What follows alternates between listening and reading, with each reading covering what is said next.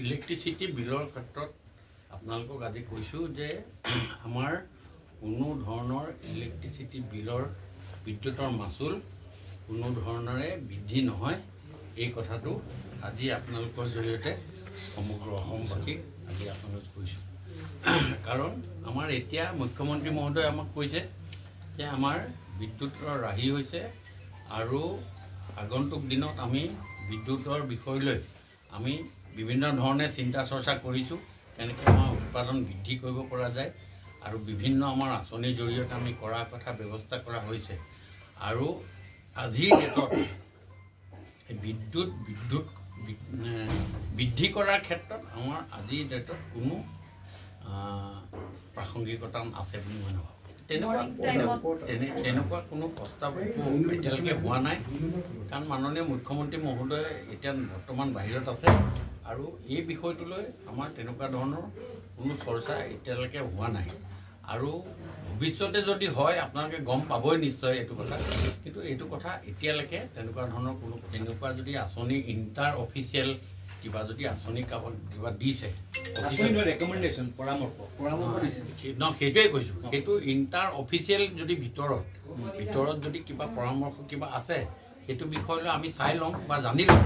কিন্তু কথাটো হ'ল কি, আজিৰ ডেটলৈকে তেনেকুৱা ধৰণৰ কোনো আমাৰ সভা সমিতি বা কৰা কটাত বৃদ্ধি কৰা, বিদ্যুৎ মাচুল বৃদ্ধি কৰা বা বিদ্যুৎ মাচুলৰ ওপৰত কোনো ধৰণৰ ক্ৰিয়া প্ৰক্ৰিয়াৰ ওপৰতো কোনো ধৰণৰ আলোচনা হোৱা নাই। মই শক্তিমন্ত্ৰী হিচাপে আজি আপোনালোকক আজি অৱগত কৰাব খুজিছোঁ, এনেকুৱা ধৰণৰ কোনো ব্যৱস্থা হোৱা নাই আৰু বিদ্যুৎ মাচুল বৃদ্ধি হোৱাৰ ক্ষেত্ৰতো কোনো ধৰণৰ ব্যৱস্থা নাই হোৱা। এইটো কথা অতি গুৰুত্ব সহকাৰে আজি আপোনালোকৰ জৰিয়তে অসমবাসী ৰাইজক জনাইছোঁ। সেই কথাটোৱে আপোনালোকক কৈছোঁ যে এই বিষয়টোলৈ কোনো ধৰণৰ আলোচনা একো হোৱাই নাই।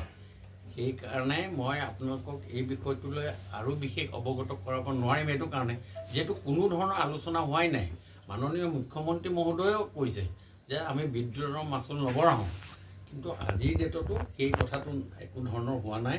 মই গুৰুত্ব সহকাৰে আপোনালোকক কৈছোঁ যে মাননীয় মুখ্যমন্ত্ৰী মহোদয়ে যি ধৰণে কৈছে, মই শক্তিমন্ত্ৰী হিচাপে এই গোটেই কথাটো অতি গুৰুত্ব সহকাৰে লৈছোঁ।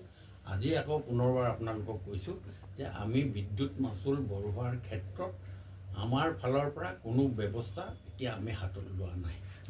ইলেক্ট্ৰিচিটি বিলৰ ক্ষেত্ৰত আপোনালোকক আজি কৈছোঁ যে আমাৰ কোনো ধৰণৰ ইলেক্ট্ৰিচিটি বিলৰ বিদ্যুতৰ মাচুল কোনো ধৰণৰে বৃদ্ধি নহয়। এই কথাটো আজি আপোনালোকৰ জৰিয়তে সমগ্ৰ অসমবাসীক আজি আপোনালোক কৈছোঁ। কাৰণ আমাৰ এতিয়া মুখ্যমন্ত্ৰী মহোদয়ে আমাক কৈছে যে আমাৰ বিদ্যুতৰ ৰাহি হৈছে আৰু আগন্তুক দিনত আমি বিদ্যুতৰ বিষয় লৈ আমি বিভিন্ন ধৰণে চিন্তা চৰ্চা কৰিছোঁ, কেনেকৈ আমাৰ উৎপাদন বৃদ্ধি কৰিব পৰা যায় আৰু বিভিন্ন আমাৰ আঁচনিৰ জৰিয়তে আমি কৰাৰ কথা ব্যৱস্থা কৰা হৈছে। আৰু আজিৰ ডেটত বিদ্যুৎ বৃদ্ধি কৰাৰ ক্ষেত্ৰত আমাৰ আজিৰ ডেটত কোনো প্ৰাসংগিকতা আছে বুলি মই নাভাবোঁ। তেনেকুৱা কোনো প্ৰস্তাৱ এতিয়ালৈকে হোৱা নাই, কাৰণ মাননীয় মুখ্যমন্ত্ৰী মহোদয়ে এতিয়া বৰ্তমান বাহিৰত আছে আৰু এই বিষয়টোলৈ আমাৰ তেনেকুৱা ধৰণৰ কোনো চৰ্চা এতিয়ালৈকে হোৱা নাই। আৰু ভৱিষ্যতে যদি হয় আপোনালোকে গম পাবই নিশ্চয় এইটো কথা।